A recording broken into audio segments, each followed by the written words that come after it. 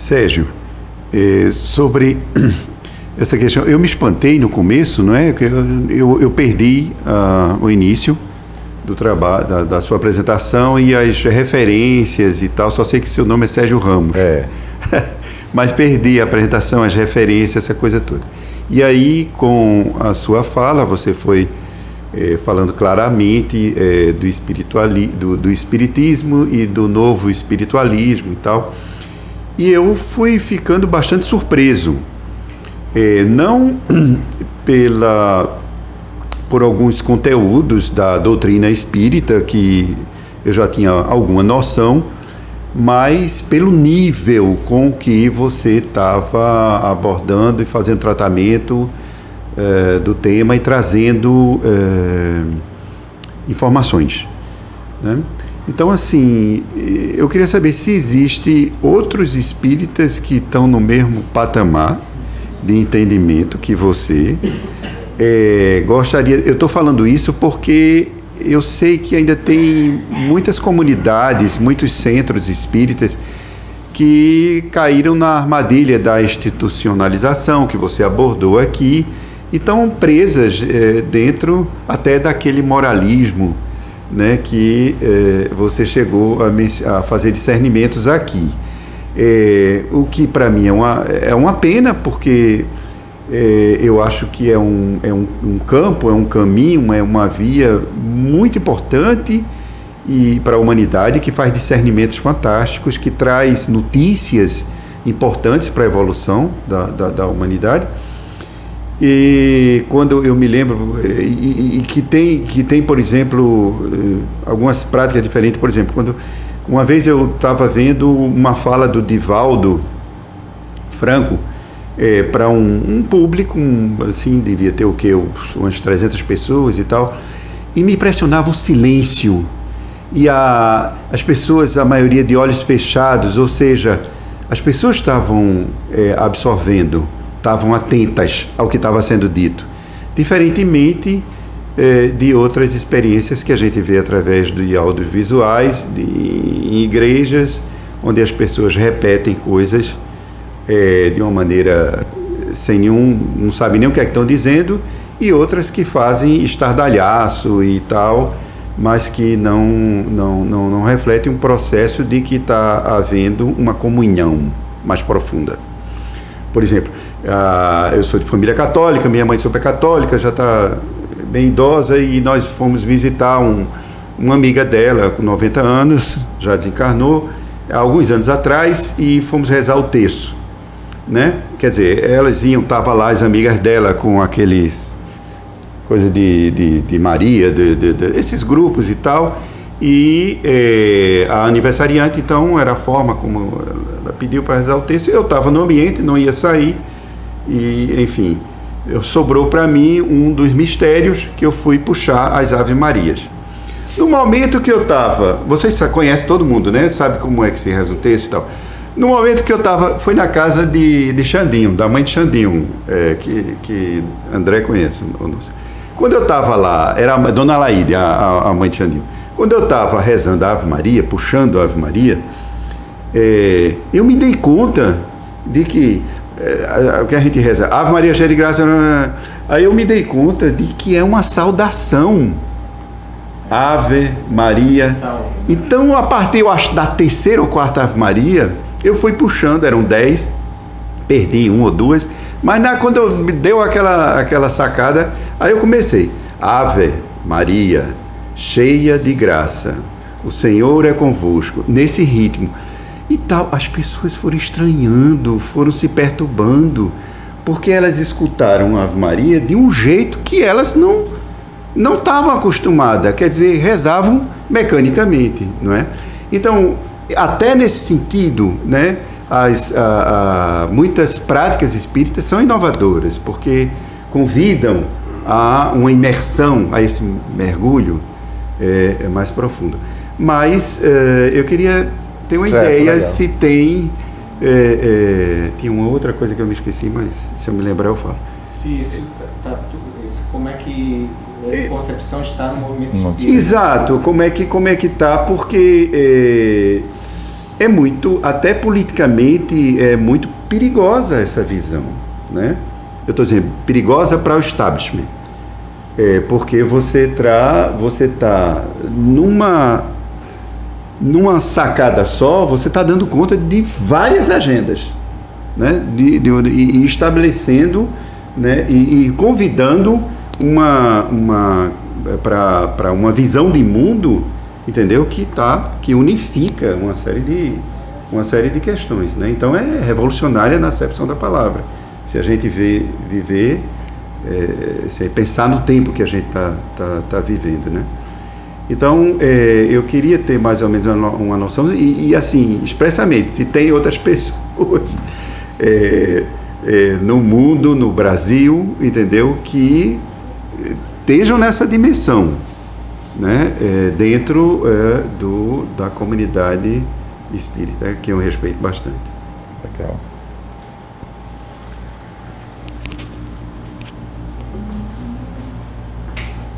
Então eu queria fazer uma pergunta. Eu acho que é meio fora de tempo, né? Mas sobre a questão da doutrina. Porque tu falou que o espiritismo ele resgataria algumas tradições, algumas práticas, alguns saberes. E aí tu chamou a atenção também que também foram criadas algumas heresias. E aí nesse sentido eu queria saber o que se entende, né, nessa perspectiva do que seriam heresias e também falar um pouco sobre, queria que tu comentasse um pouco sobre essa perspectiva que me parece ser um pouco temporal, quando tu falou há sujeitos que vão depois para se encaminhar para a luz, e aí nesse caso a luz seria uma dimensão de eternidade, mas às vezes a pessoa demora um pouco, tem que passar por algumas coisas antes disso, e aí parece ser essa dimensão extremamente dependendo da questão do tempo. E aí eu queria que tu comentasse um pouco sobre isso. Pode ser? Muito legal essa fala, essas questões que vocês trazem, né? Eu queria dizer sobre o movimento espírita algumas coisas, 3 ou 4, né? A primeira é que, quem são os espíritas? Os espíritas são os ex-católicos, os ex-protestantes, dessa ou daquela vida, ex-ateus, dessa ou daquela vida. Os espíritas somos nós, né, nesse processo, nessa viagem, né, no curso das muitas existências. E aí a gente traz o que a gente foi e o que a gente não conseguiu, às vezes, sair completamente para o meio espírita. Então a gente traz comportamentos de igreja no sentido, muitas vezes, de práticas bem convencionais, lógicas de hierarquia, lógicas de exclusividade, que não está presente na proposta inicial. Quando a gente fala aqui de doutrina espírita, a palavra doutrina tem um problema, né? A palavra doutrina, às vezes, ela dá uma conotação de algo que fica enrijecido. Allan Kardec, não é enquadramento. Allan Kardec, ele dizia, olha, o espiritismo tem que seguir o curso dos acontecimentos, que tem a ver com a ciência, isso tem a ver com a ciência do mundo, com a ciência dos espíritos. A gente tem que dialogar com a razão em todas as épocas da humanidade. Então, veja, a ideia que eu quero dizer é que doutrina, no caso aqui, é uma conotação que a gente dá para uma sistematização, né, de concepções que está aí e que foram sistematizadas, né, no sentido de uma prática fechada e que se enrijece. Mas o movimento espírita não é igual ao que está proposto conceitualmente e o que está proposto pela própria história que os espíritos vêm relatar. A doutrina dos espíritos não é de Kardec, é dos espíritos. E existe um controle. Qual o controle? É a universalidade da lição. Como nós somos espíritos reencarnados com a longa história espiritual por esse e aquele lugar, a gente traz isso. E às vezes há lugar. Então há uma heterogeneidade. Isso é bom, não é? Mas também tem elementos que não são muitas vezes legais, porque a gente impõe determinadas posturas que deveriam ser superadas. E a gente vai encontrar isso no movimento espírita, né? Alguns comportamentos beatos no sentido negativo da expressão. Porque a vida beata é uma vida que foi santificada, então é uma coisa muito legal. O que é uma vida beata no sentido original, né? É uma vida de alguém que mora na esperança, de alguém que mora na fé e de alguém que mora na caridade, né? Que são as virtudes teologais, que são as virtudes da beatitude. Então, uma vida beata no sentido autêntico da proposta cristã não é uma vida de ser carola, não é? É uma vida de alguém que é muito esperançoso, que alimenta-se na fé e que é muito amoroso. E isso isso você vive sobretudo em horizontes não institucionais. Não é alguém que ama só os seus, não é alguém que tem esperança de que seja realizado só a sua proposta, né? Não é de alguém que tem uma fé cega. Onde há uma fé cega, onde o amor é exclusivo e onde a esperança é somente na realização dos meus interesses, não tem uma vida beata. E algumas pessoas confundem.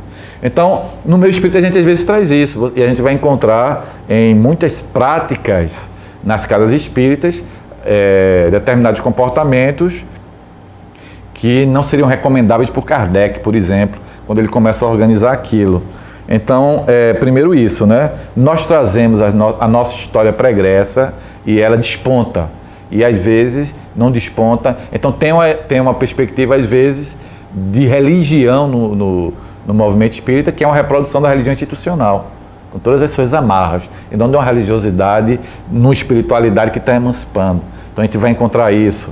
A gente vai encontrar comportamentos espíritas supostamente fanáticos. Por exemplo, a verdade de um médium é uma verdade absoluta. A gente nunca vai ler isso em Kardec. Não é? Ninguém é infalível. De vez em quando eu pergunto, será que Chico Xavier nunca pediu desculpas? Chico achava que era uma pessoa que tinha muitos problemas. Ele queria ser chamado de cisco. Não é? Isso não é um excesso de humildade ou um comportamento piegas, mas é porque ele se via um cisco. Ele se viu um cisco porque ele errava aqui, acertava ali, ele tinha um sentimento que não estava legal aqui e ali. Ele errou, mas há um comportamento que a gente às vezes traz de outros tipos de experiências de religião e coloca no meio espírito de transformar Chico Xavier numa figura infalível. Ele nunca quis isso, nunca disse isso e nunca pretendeu isso. A mesma coisa com Divaldo, não é? Algumas pessoas acham que tudo que Divaldo diz é a pura verdade do movimento espírita e da doutrina espírita.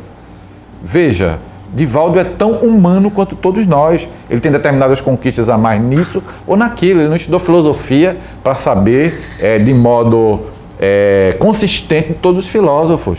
Então, é possível que de vez em quando ele fale sobre Schopenhauer e sobre Nietzsche de modo muito equivocado. Por quê? Porque ele não conhece exatamente. E talvez, numa leitura às vezes rápida, se aproprie de chavões. Então, eu já ouvi isso e eu tenho que colocar. Mas algumas pessoas endeusam. Não há endeusamento do espiritismo. No espiritismo só tem uma referência, Jesus. Referência no sentido de ser um modelo para a humanidade seguir. Né? Então, será que Divaldo nunca errou? Será que o médico fulano de tal nunca errou? Nunca pediu desculpa? Então, às vezes, é esse comportamento atávico, determinadas práticas religiosas que eu trago dessa vida ou de outra vida, que se reproduz no meio espírita. Então, a gente vai encontrar situações que às vezes decepcionam, né? Que não são posturas de compreensão, de tolerância e de abertura. Né? A gente fala assim, espiritismo não pode haver fanatismo. A fé cega não é uma bandeira que deve ser minimamente mantida, deve ser combatida. A fé deve ter um convívio com a razão, um elemento de raciocínio. Algumas pessoas não pensam para defender algumas coisas. Um outro problema do meio espírita é que também há uma história de um recorte. Então, na tradição espírita que chegou no Brasil e na própria Europa, era uma tradição ligada ao livro e ligada ao livro em francês. Então, inicialmente, o espiritismo foi identificado por uma classe média, né, no Brasil. E ainda há uma presença muito forte de uma lógica de classe média, que tem muitas dificuldades, não é, na sua postura histórica enquanto brasileiros. A gente sabe, não é, os lugares da classe média, né, na lógica colonial, na lógica imperial e na lógica republicana. Lugares terríveis, lugares difíceis. Então, existem pessoas que trazem uma cabeça, às vezes, nessa lógica, eu estou falando de modo sociológico, tá certo? De classe média, e tem uma visão exclusivista. O espiritismo vai salvar. Você não vai ler isso no livro espírita. O espiritismo é a religião do futuro. O que significa a religião do futuro? né? Então, às vezes, há esse tipo de comportamento. Eu não vou dizer que é por má fé, né? Mas é por, às vezes, leituras de classe que às vezes eu faço. O espírito é alguém que entende melhor de espiritualidade, mais do que qualquer outra pessoa. A gente vai encontrar, né, esse tipo, às vezes, de compreensão. Chico Xavier, lá em Uberaba, ele tinha uma preocupação muito grande nos anos 70 já. Ele dizia: o espiritismo está se elitizando. As pessoas estão meio elitistas. E ele não pode ser elitista, porque a espiritualidade não é uma questão de classe. De outro modo, os médiuns não são perfeitos. Então, por exemplo, as irmãs Fox tiveram muitos problemas na sua mediunidade. Isso é até manipulado por algumas leituras dela. Elas eram humanas, elas foram hiperexploradas na cultura americana, entraram numa lógica de comércio da mediunidade. Uma delas ficou alcoólatra e depois, de modo sensacionalista, um jornal conseguiu um depoimento dela dizendo que o que ela tinha feito era fraude, tá certo? E aí depois eles não deixaram ela se retratar, porque eles queriam só ouvir ela nesse momento de dificuldade dizer isso, né? Depois ela não pôde mais. Então não é difícil a vida dos médiuns. Tem médiuns que fazem excelentes livros iniciais e daqui a pouco eles entram no mercado. Existe também um mercado do livro mediúnico, e aí começam a fazer livros de péssima qualidade. E algumas pessoas não fazem uma leitura crítica disso. Mas Allan Kardec, ele, tanto como postura, não é, de sistematizador da doutrina, quanto na própria escuta dos espíritos, ele entendia que tem que haver uma atitude crítica permanente. Não é? Então está lá no Livro dos Médiuns uma fala do Erasto, dizendo: olha, é melhor rejeitar 10 verdades do que aceitar uma mentira. Mas tem pessoas que aceitam tudo que um espírito diz. Mas na tradição de Lavater, na tradição de Andrew Jackson Davis, na tradição de Swedenborg, na tradição espírita, a gente não deve aceitar tudo que um espírito diz. Mas tem pessoas que aceitam tudo que um espírito diz. Né? Jesus já falava isso, né? Nem todo aquele que diz Senhor, Senhor, né? Nem todo aquele que diz que vem de Deus, vem de Deus. Nem todo espírito, veja, vem de Deus, não estou entendendo o sentido, né? Todos os espíritos vêm de Deus, né? Mas assim, nem todo ele vem trazer uma mensagem assim. Tem suas histórias, né? Então no meio espírita há muita dificuldade. E nos últimos anos, não é? Em função de uma cultura de ódio que se instalou no Brasil, não é? Eivada e nutrida por vários interesses, né? O movimento espírita também sofreu sobre isso.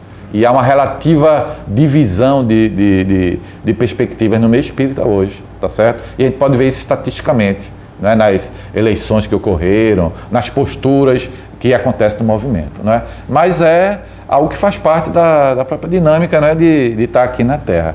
E o espiritismo é uma heresia nesse sentido, porque surgiu, né, numa conjuntura do século XIX, em que existia uma religiosidade oficial. É tão estranho isso, né? Quer dizer, o iluminismo está dizendo que o Estado deve ser laico, mas o espiritismo surge no Estado que não é laico, efetivamente. A Europa não tem todos os seus Estados laicos. Então, quem vem na contracorrente de um Estado religioso está praticando heresia. Agora, a palavra heresia é uma palavra muito legal, não é? Porque a palavra heresia é uma palavra grega que está ligada ao debate moral, debate ético. Heresia é airesis.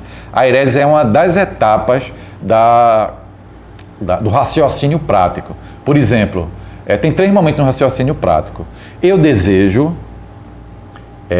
buleusis em grego, eu desejo algo, eu delibero como é que eu posso chegar nesse algo, o que é que esse algo significa para mim, que é bulesis, e eu escolho. Então, no raciocínio prático, que é o raciocínio ético, airesis significa escolho.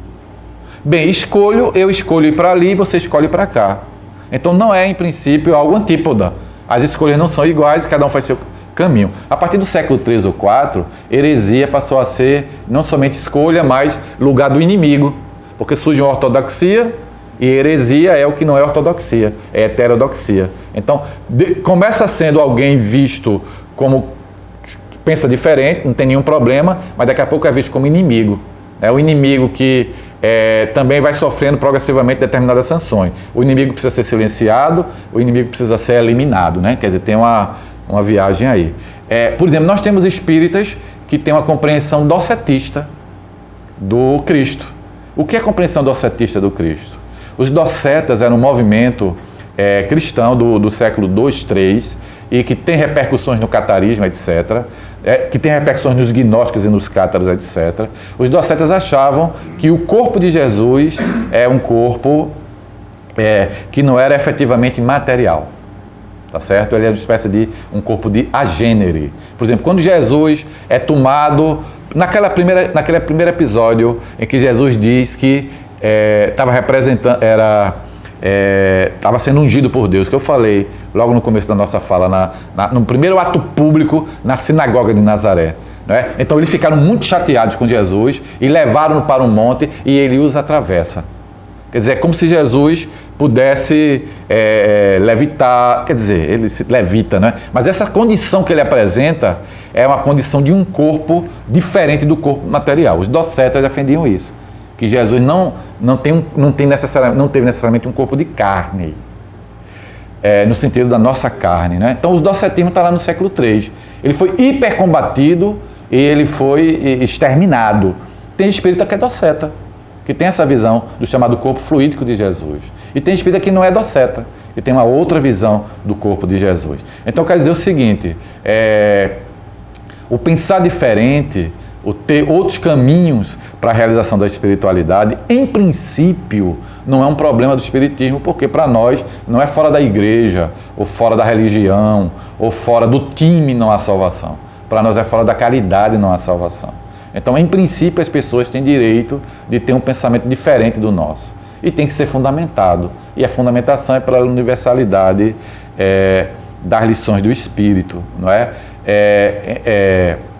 Então, eu quero colocar, portanto, o aspecto positivo da heresia que tem a ver com a minha fala inicial. Quando eu disse assim, a espiritualidade ela é primitiva e ela é heterodoxa, não foi isso? Por quê? Porque ela se manifesta, ela é uma manifestação da condição humana. E o modo da condição humana interagir com a realidade que a cerca e com ela própria é um modo de muitos canais. Tá certo? Então, a gente deveria recuperar a heresia como escolha, e a escolha como algo digno de respeito. Não é? É algo que deve ser reconhecido e deve ser respeitado, porque os caminhos não são iguais. Agora, o que interessa é nesse caminho haver amor, né, e o sentido do bem, que é a perspectiva espírita. A tua outra fala eu não estou lembrado.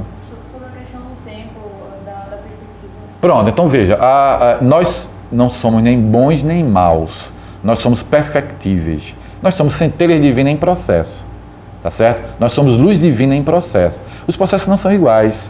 Por que não são iguais? Porque os tempos de amadurecimento não são iguais, porque as escolhas não são as mesmas, não é? Porque os esforços de escolha não são os mesmos. Então, assim, nós somos luz em processo de expansão, e os tempos não são iguais. Agora, todas as luzes vão se expandir. Nós somos espíritos crísticos, nós somos anjos em potencial. Os caminhos não são iguais e também não há um obstáculo no caminho. Eu posso ir mais rápido que você em função do meu esforço, da minha descoberta em relação à sua descoberta, que não foi no mesmo tempo. Agora, eu nunca vou deixar de ser solidário a você e eu nunca vou deixar de ter um compromisso com você, porque a experiência de emancipação da alma, de iluminação, é uma experiência que deve ser garantida a todos, viabilizada a todos e sem obstáculo para ninguém. Para a nossa visão, para o Espiritismo, Deus não castiga, Deus nunca castigou, nem Deus nunca vai castigar. Somos nós quem nos castigamos, somos nós quem nos punimos, somos nós quem nos negamos. A gente vai deixar de se negar, deixar de se castigar, vai sair dessa. O tempo não é igual para nenhum, tá certo? Então a ideia é que a luz se expanda sempre, mas às vezes ela não quer se expandir, ela se expande mais lentamente. E aí tem a ver com as trajetórias individuais, tá certo? Mas o esforço coletivo é para que todo mundo avance. Quer dizer, só há um telos.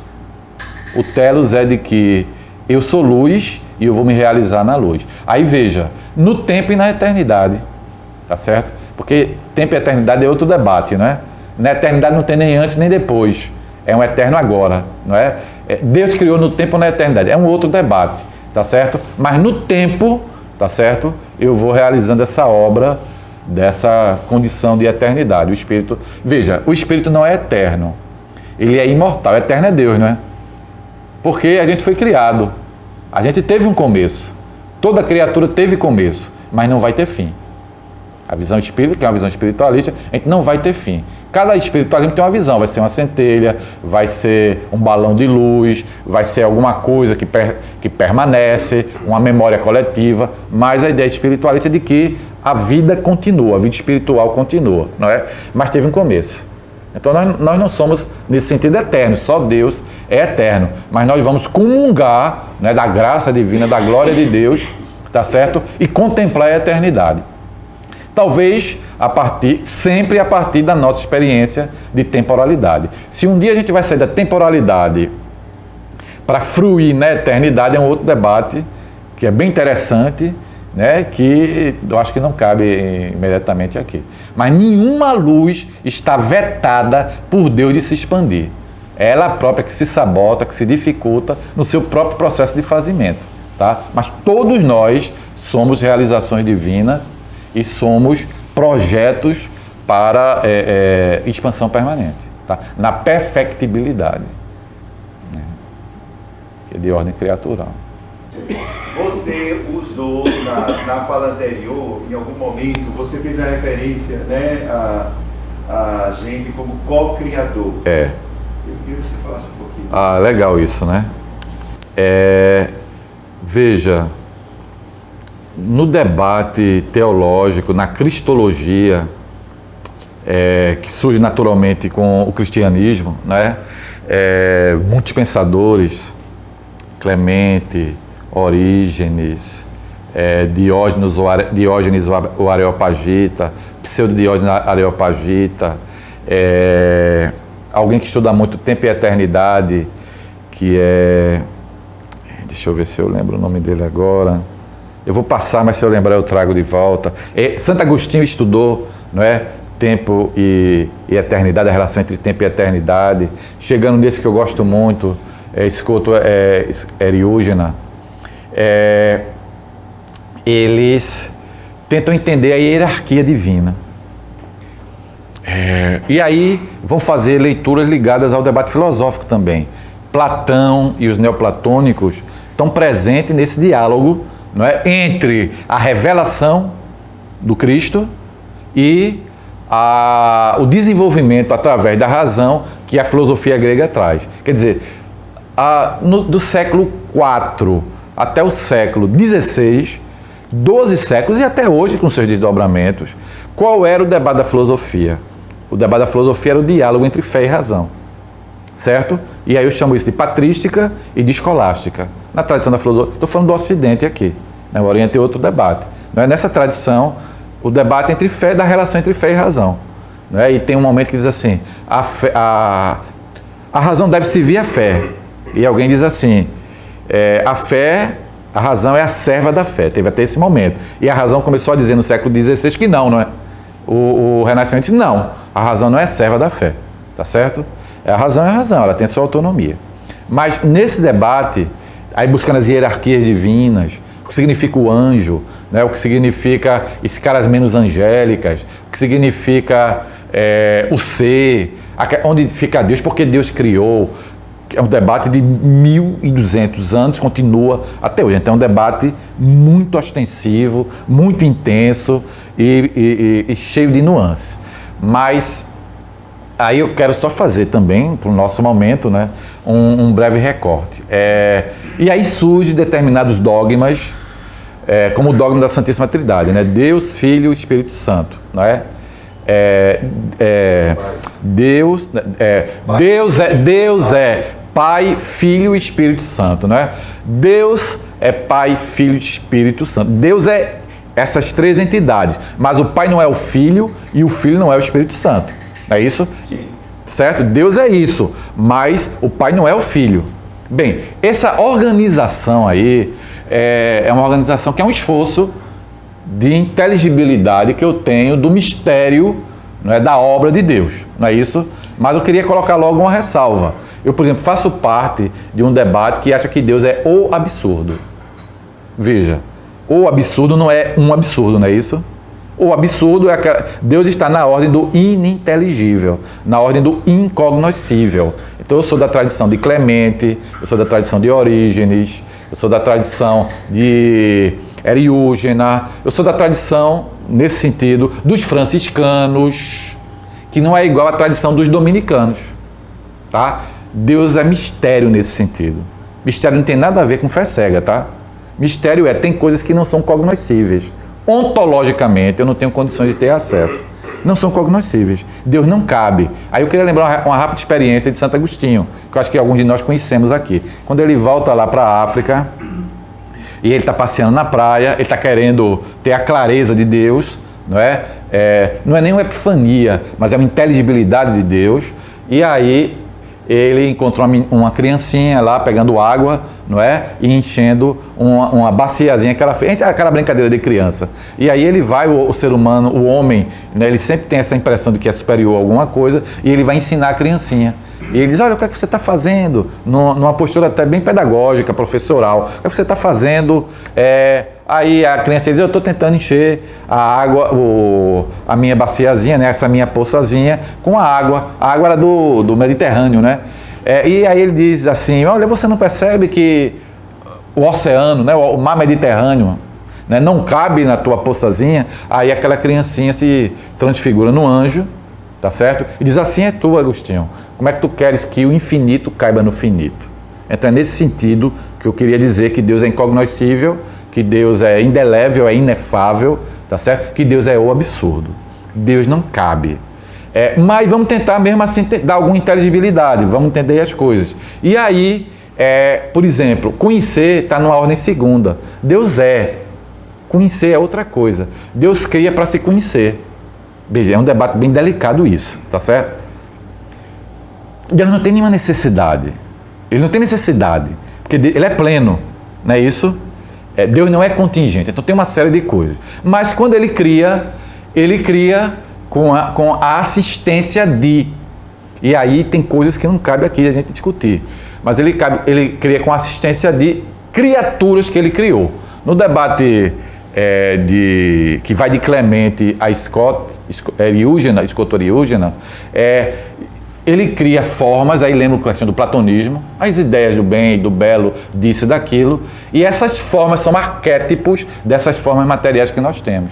Então tem uma coisa que é criada para ajudar a criar outras. Quem são os espíritos co-criadores? São essas criaturas que atingiram algum nível de angelitude, são espíritos crísticos, na tradição indiana, avatares, tá certo? Numa tradição esotérica, mestres ascensionados, não tem esse tipo de nomenclatura, quer dizer, são entidades espirituais de ordem criatural que conseguiram se elevar espiritualmente numa ordem de altíssima espiritualidade, já são espíritos sol. Estou usando só essas analogias para ficar claro, né? E agora, como eles têm e eles pensam na mente de Deus, como eles são agora na sintonia de Deus, eles são médiuns de Deus.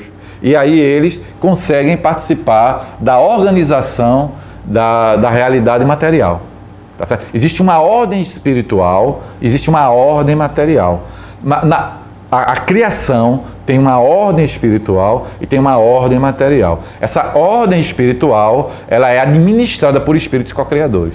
Então, por exemplo, quando Jesus diz para a mulher lá no Poço de Jacó, ela diz assim, olha, antes de Abraão ser eu era, antes de Jacó ser eu era, tá certo? Jesus era antes disso. Na visão espírita, Jesus é encarregado por Deus de participar da organização desse globo Terra. Bem, a Terra tem o quê? 6 bilhões de anos. Então Jesus já é espírito iluminado antes disso. Por isso que eu posso confundi-lo com Deus, porque ele é representante direto de Deus, sem ego. Não é isso? Sem ego. Jesus já é identificado com a grandiosidade divina. Então, Jesus é Deus nesse sentido. Não é verdade? E aí ele ajudou a organizar a Terra no seu próprio processo espiritual e material. O processo material tem leis da natureza. A lei da natureza tem experimentos na natureza. Então, desde a vida inorgânica, o surgimento da água, a água lá nos seus processos, o o laboratório genético, o desenvolvimento das criaturas, os processos do cambriano até o terciário, o quaternário, o desenvolvimento dos dinossauros, os espíritos co-criadores estão presentes aplicando leis da natureza e aplicando leis espirituais no desenvolvimento dos seres, até os seres biológicos e os seres que nós somos.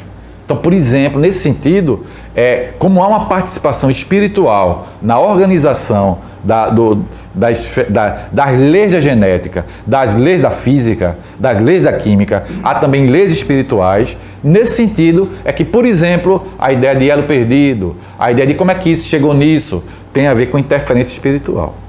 Tem um debate tem um lugar que faz esse tipo de debate no outro plano, o plano de alienígenas, né? Eu acho que até alguém aqui já deve ter visto documentário, os alienígenas do passado, por exemplo. Eles dizem, no debate dos alienígenas do passado, que eles chegaram aqui no outro horizonte, no outro momento, né? No momento imemorial, e eles participaram, fizeram experimento genético para ajudar a desenvolver determinados genes para desenvolver melhor o humano. Não é isso? A gente não ouve isso?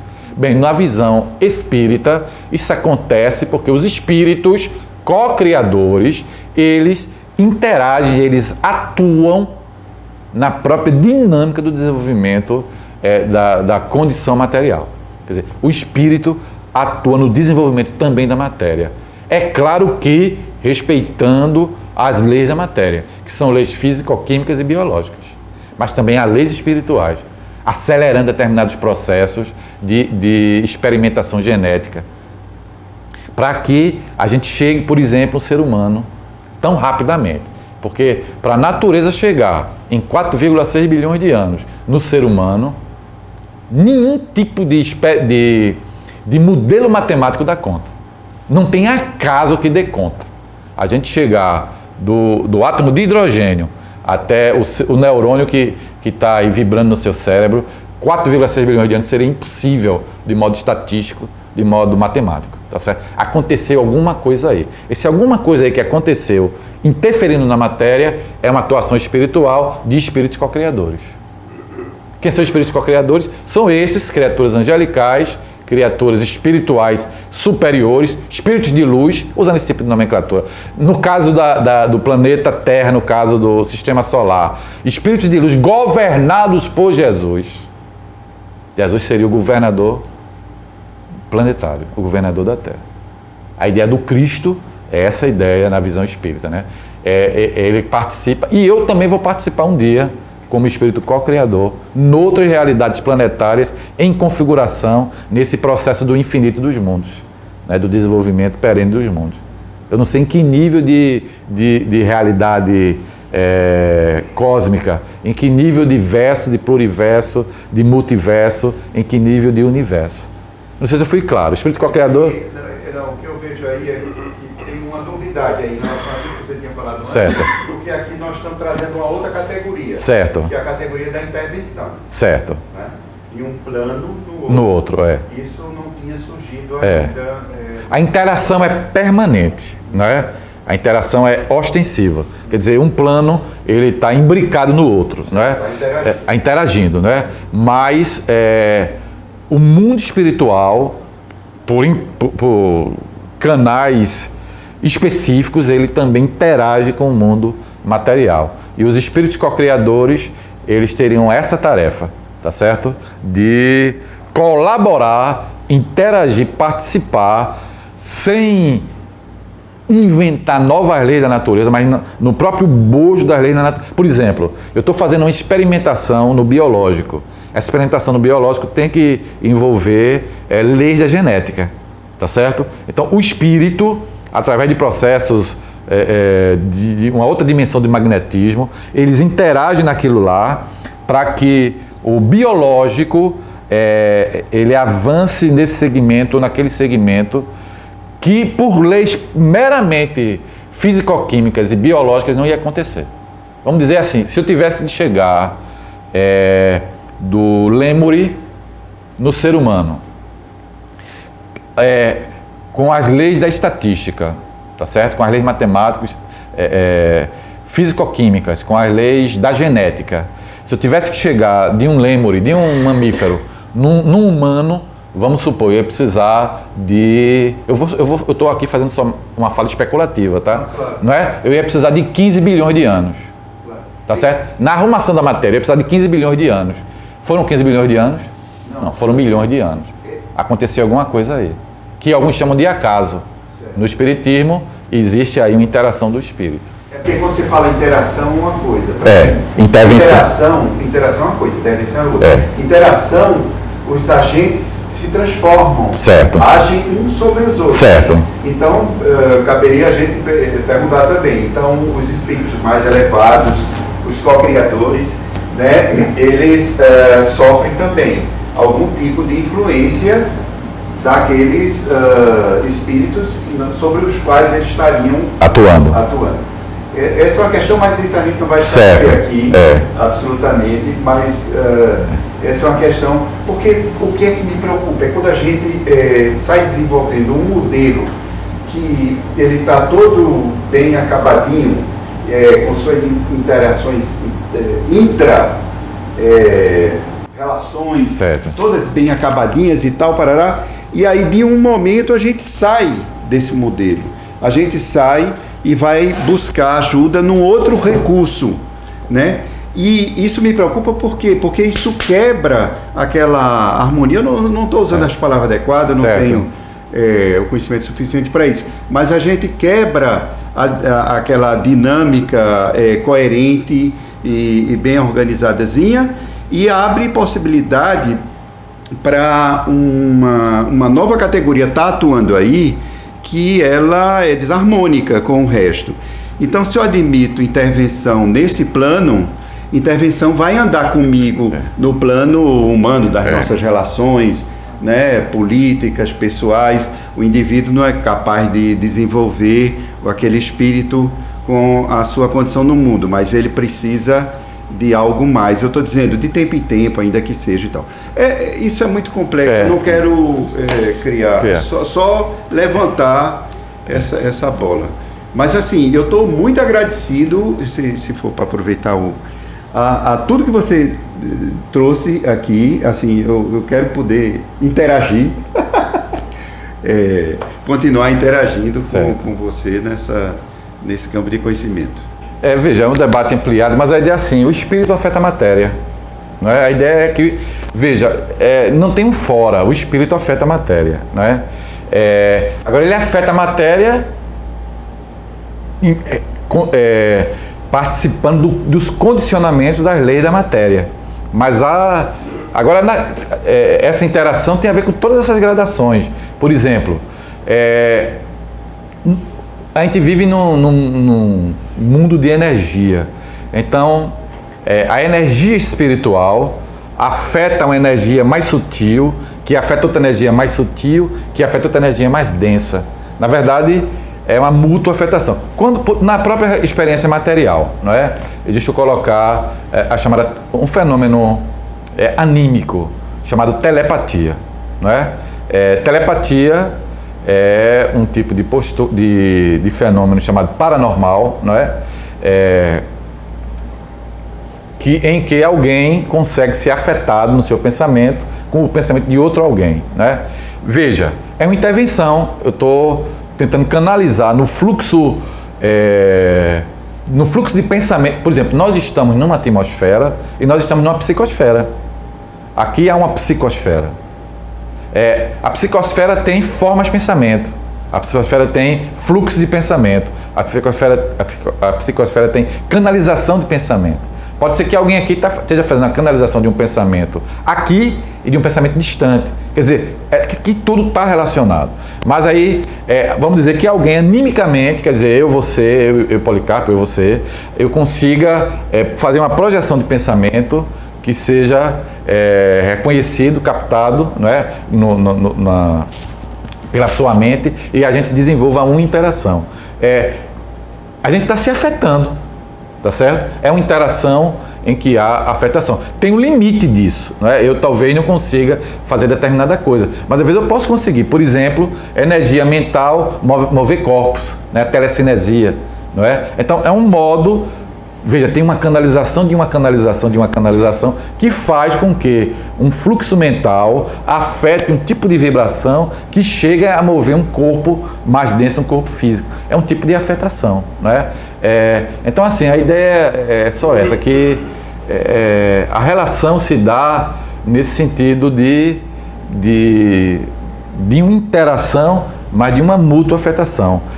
Tem uma frase até de Kardec, que os espíritos influenciam nossas vidas muito mais do que nós pensamos.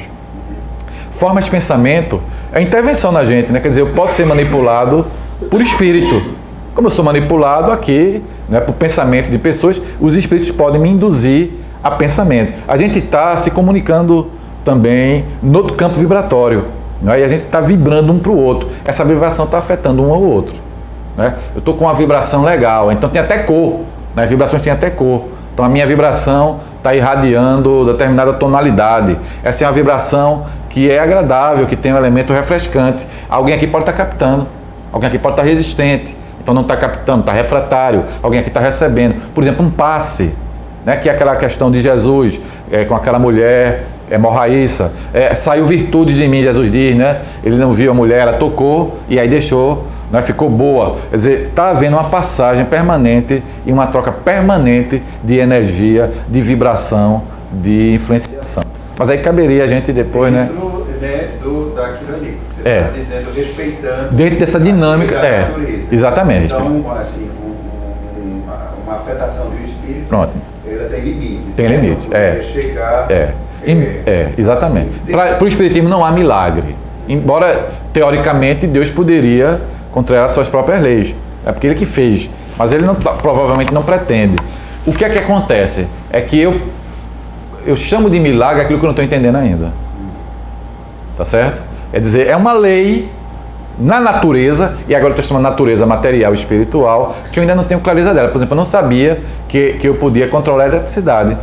Então, se alguém visse no século XII esse controle da eletricidade, eu ia ser chamado de bruxo, de bruxa, né? Ia passar por determinadas dificuldades, porque como é que alguém consegue esse controle da luz, que não é o controle da luz que eu estou queimando no candeeiro, né? com azeite, com uma coisa assim. Quer dizer, existe eletricidade em todo canto, mas eu não via.